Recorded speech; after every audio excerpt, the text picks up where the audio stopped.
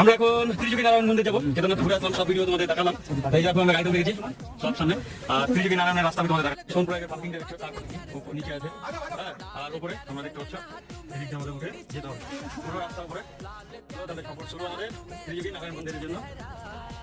ত্রিযুগী নারায়ণ মন্দিরের জন্য তোমাদের কিছু বলে দিই, তোমরা সোনপুরাগে থাকলে অবশ্যই ত্রিযুগী নারায়ণ মন্দির যাবা। ওখান থেকে হয়তো গাড়ি ভাড়া তোমরা যদি করো 2000 থেকে 1500 টাকা নিবে, তোমাদের সোনপুরাগ থেকে ত্রিযুগী নারায়ণ মন্দির নিয়ে চলে যাবে। তোমরা ঘুরে আসবা, খুব সুন্দর, রাস্তাতেও যেরকম সুন্দর আর মন্দিরটাও খুব ভালো। এখানে সবাই যায় পুজো দিতে, শিব পার্বতীর বিয়ে হয়েছিল এখানে, অবশ্যই যাওয়া উচিত।